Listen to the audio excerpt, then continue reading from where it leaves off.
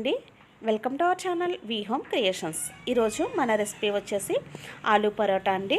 మీకు కూడా ఇలానే పిండి సాఫ్ట్గా, అలాగే పరోటాలు కూడా పూరీలలాగా పొంగి చాలా టేస్టీగా అండ్ చాలా సాఫ్ట్గా రావాలి అంటే కనుక నేను చెప్పిన టిప్స్ని ఫాలో అయిపోతూ చేసుకోండి.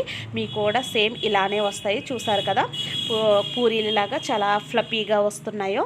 ఇప్పుడు వీడియో చూసే ముందు మీరు ఎవరైనా ఫస్ట్ టైం చూస్తున్నట్లయితే కనుక లైక్ చేయండి, షేర్ చేయండి, అలాగే మన ఛానల్ని తప్పకుండా సబ్స్క్రైబ్ చేసుకోండి. సబ్స్క్రైబ్ చేసుకున్న తర్వాత పక్కనే బెల్ ఐకాన్ ఉంటుంది. దాని మీద ఆల్ అనే ఆప్షన్ ఓకే చేసినట్లయితే నెక్స్ట్ నేను ఏ వీడియో చేసినా మీకు నోటిఫికేషన్ అనేది వస్తుంది. ఇప్పుడైతే ప్రాసెస్ చూసేద్దాం. ముందుగా 4-5 బంగాళదుంపల్ని తీసుకుని వాటిని చక్కగా వాష్ చేసేసి మధ్యలోకి కట్ చేసుకుని వీటిని బాయిల్ చేసుకుందాం. ఇవి బాయిల్ అయ్యే లోపుగా మనం పిండి రెడీ చేసి పెట్టుకున్నాము. పరోటాలకి కావలసిన పిండి నేనైతే ఒట్టి గోధుమ పిండినే తీసుకున్నానండి. గోధుమ పిండి తీసుకుని అందులో కొద్దిగా సాల్ట్ వేసుకుని తగినన్ని వాటర్ పోసుకుంటూ చపాతీ ముద్దలాగా కలుపుకుంటున్నాను. ఒకవేళ మీకు కావాలనుకుంటే కొద్దిగా గోధుమ పిండి అండ్ కొద్దిగా మైదా కూడా యాడ్ చేసుకోవచ్చు.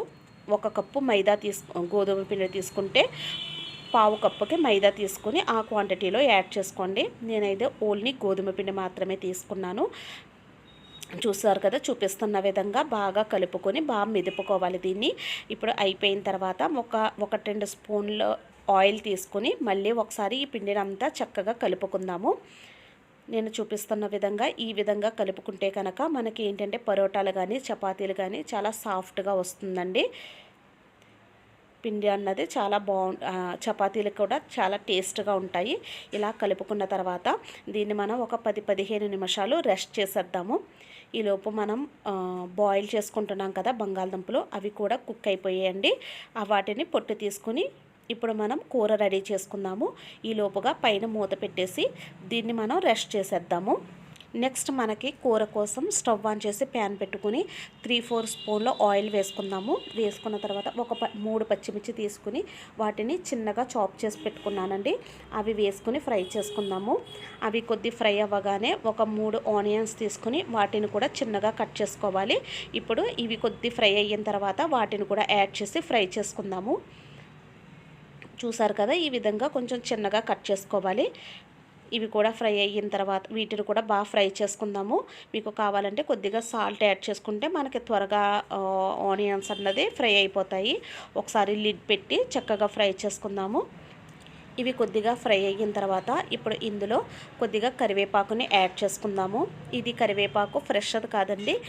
నేను కరివేపాకు మార్కెట్ నుంచి తీసుకొచ్చిన తర్వాత దాన్ని చక్కగా 1-2 సార్లు వాష్ చేసేసి ఇంట్లోనే పేపర్ మీద ఆరబెట్టేసుకోవాలి. అలాగా చేసుకుంటే మనకి కలర్ కూడా మారకుండా గ్రీన్ కలర్లోనే ఉంటుంది.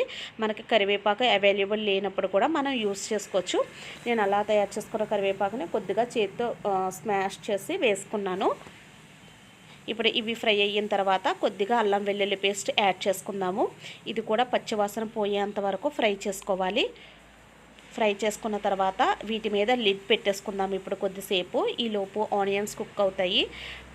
ఈ లోపుగా మనం బంగాళాదుంపల్ని తీసుకుని వాటిని పొట్టి తీసి పెట్టుకున్నాం కదా, వాటన్నిటిని ఫోర్క్ కానీ స్మాషర్ కానీ తీసుకుని ఇలాగా వాటిని మెత్తగా మెదుపు పెట్టుకోవాలి.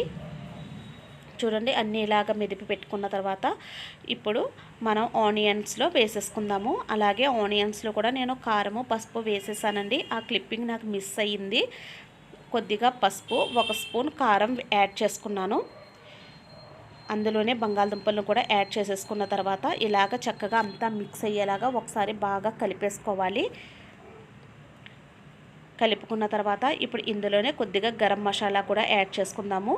1/2 స్పూన్ వరకు వేసుకుంటే సరిపోతుందండి. గరం మసాలా కూడా అవి యాడ్ చేసుకున్న తర్వాత చక్కగా కూర అంతా మరొకసారి బాగా కలిపేసుకున్న తర్వాత ఇప్పుడు లిడ్ పెట్టుకుని 1 అర నిమిషం పాటు దీన్ని మగ్గనిద్దాము.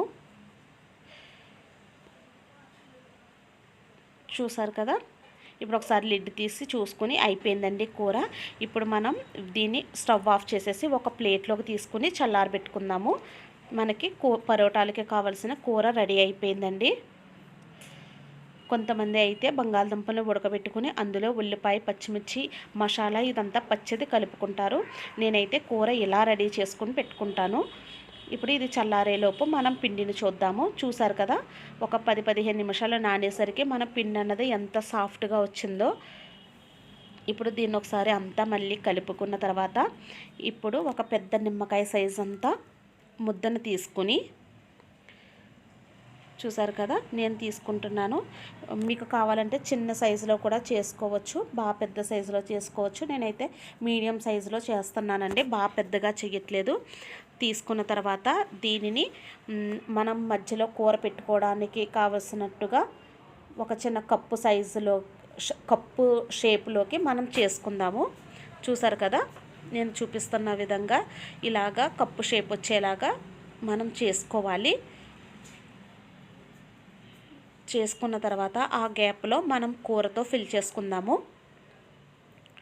చూసారు కదా, కార్నర్స్ కొంచెం మందంగా ఉండి మధ్యలో గ్యాప్ వచ్చేలాగా మనం చక్కగా చేసుకోవాలి. ఇప్పుడు 2-3 స్పూన్ల వరకు మనం కూరని ఫిల్ చేసుకుందాము. చూసారు కదా, ఈ విధంగా మనం కూర ముందు రెడీ చేసుకుంటే చాలా బాగుంటుందండి. మొత్తం ఆ గ్యాప్ అంతా కూరతో ఫిల్ చేసేసి నేను చూపిస్తున్న విధంగా కార్నర్స్ అన్నీ పట్టుకొని మనం క్లోజ్ చేసేసుకుందాము దీన్ని. చూసారు కదా, ఇదే విధంగా క్లోజ్ చేసేసుకోవాలి. చేసేసుకున్న తర్వాత మనకి పిండి అంతా ఈవెన్గా స్ప్రెడ్ అయ్యేలాగా ఇలాగా ఒకసారి రౌండ్గా మళ్ళీ ఒకసారి అంతా ఇలా ఒత్తుకోవాలి. చూసారు కదా, బాల్ లాగా ఇలాగా చేతులతో పిండంతా ఈక్వల్గా ఉండేలాగా మనం స్ప్రెడ్ చేసుకోవాలి. ఇలాగ బాల్లా చేసుకున్న తర్వాత మనం ఇటు సైడు అటు సైడు కూడా లైట్గా ప్రెస్ చేసుకుని, చూసారు కదా చూపిస్తున్న విధంగా ఈ విధంగా ప్రెస్ చేసుకుని మనం గోధుమ పిండి కానీ మైదా పిండి కానీ తీసుకుని అందులో ఒకసారి ఇలాగా మొత్తం అంతా అద్దుకోవాలి పిండిని. ఇప్పుడు చక్కగా మనం ఎక్కువ ప్రెస్ చేయకుండా చపాతీలాగా చేసుకోవడమేనండి. మనం లావుగానే చేసుకోక్కర్లేదు. మనం కూర కూడా చాలా సాఫ్ట్గా ఉంది, మనకి పిండి కూడా సాఫ్ట్గా ఉంది కాబట్టి మనం చపాతీలా సన్నగా చేసేసుకున్నా కూడా మనకి కూర అన్నది బయటికి రావటం అటువంటి ఏమీ ఉండవండి. చూసారు కదా, నేను చూపిస్తున్న విధంగా చక్కగా ఇలా చేసేసుకోండి. నేను పల్చగానే చేసుకున్నాను, కానీ ఎక్కడ మనకి కూర అన్నది బయటికి రావటం అటువంటిది జరగలేదు. మీకోసం మరొకటి చూపిస్తాను చూడండి. మీరు కూడా ఇలా చక్కగా చేసుకుంటే చాలా బాగా వస్తుంది. ఒక పరోటాకి కావాల్సినంత పిండి తీసుకొని మధ్యలో కూర ఫిల్ చేయడానికి గ్యాప్ని ఇస్తూ ఇలాగ స్ప్రెడ్ చేసుకోవాలి. పిండిని చేసుకున్న తర్వాత ఆ గ్యాప్లో కూరతో ఫిల్ చేసుకోవాలి.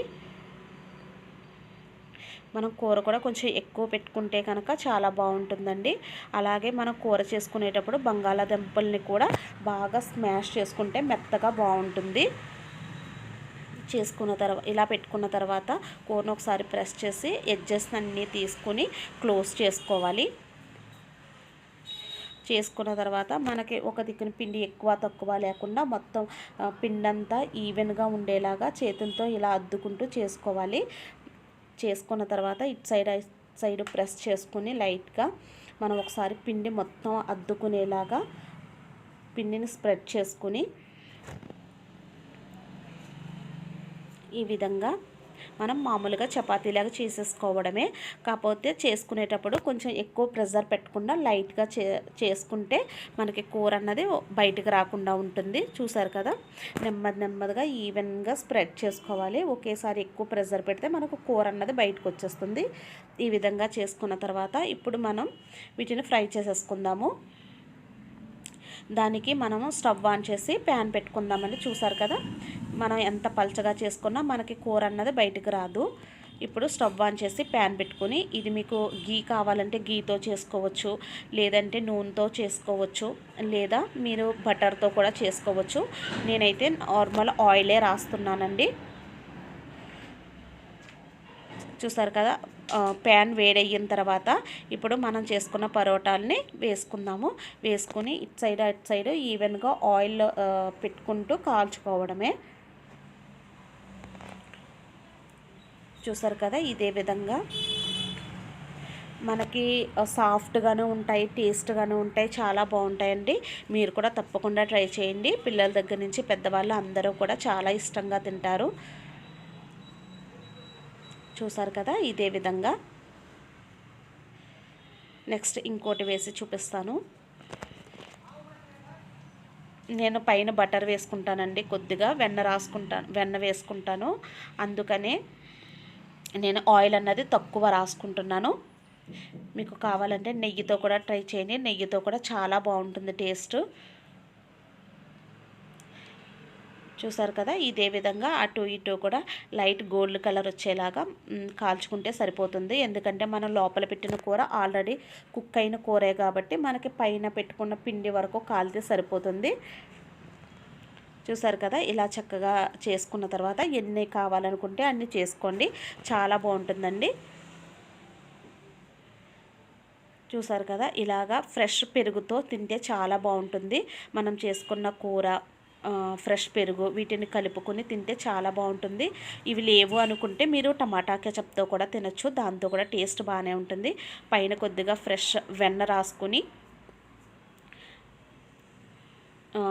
ఆ వెన్నతోటి కూర పెరుగు మిక్స్ చేసి తింటే చాలా బాగుంటుందండి. ఈ టేస్ట్ మీరు కూడా తప్పకుండా ట్రై చేయండి, మీకు కూడా తప్పకుండా నచ్చుతుంది. మీకే కాదు, చిన్నపిల్లల దగ్గర నుంచి పెద్దవాళ్ళు ఎవరికైనా చాలా బాగుంటుందండి. ఈ రెసిపీ కనుక మీకు నచ్చినట్లయితే లైక్ చేయండి, షేర్ చేయండి. అలాగే మన ఛానల్ తప్పకుండా సబ్స్క్రైబ్ చేసుకోండి. మరొక మంచి టాపిక్తో మళ్ళీ కలుద్దాం.